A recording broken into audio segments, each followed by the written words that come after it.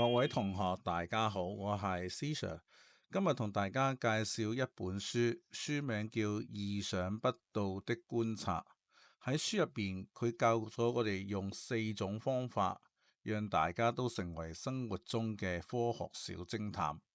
依家就跟住我一齊去探索呢本書啦。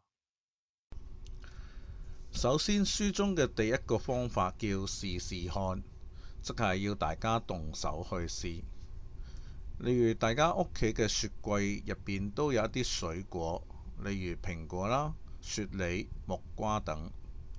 我哋可以試下將佢哋切開。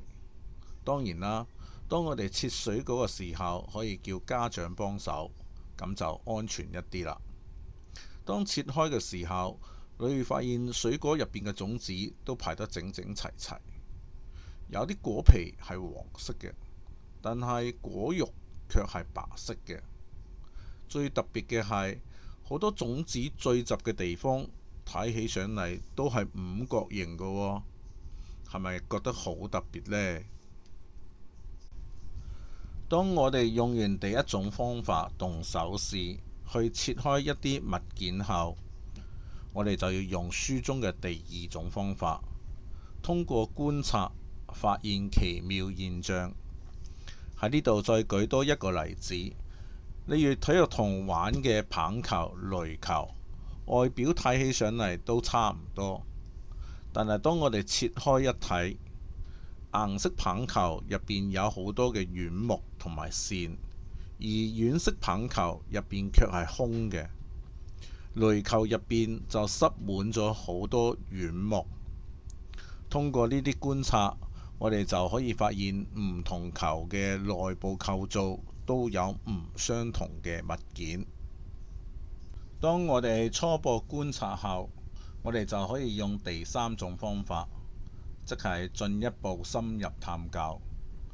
例如，當我哋見到硬色棒球入邊有好多層線，我哋就可以諗一諗，呢啲層線嘅目的係咪想令到啲球彈得更高呢？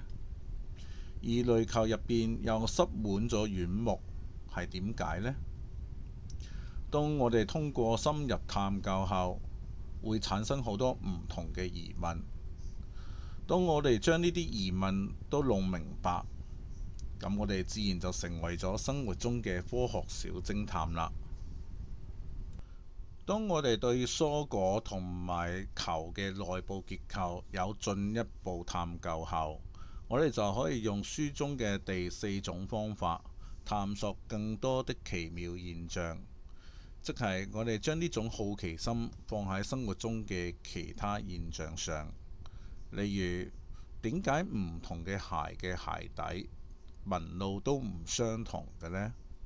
例如，運動鞋嘅紋路係會較深嘅，而沙灘鞋嘅紋路係會較淺嘅。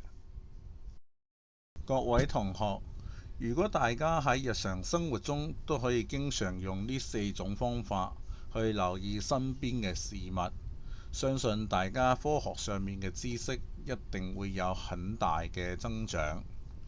如果大家對呢本書係有興趣，想知多啲嘅，請大家一齊去學校圖書館借呢本小學生自主學習意想不到的觀察。等大家都做一個生活中嘅科學小偵探。拜拜。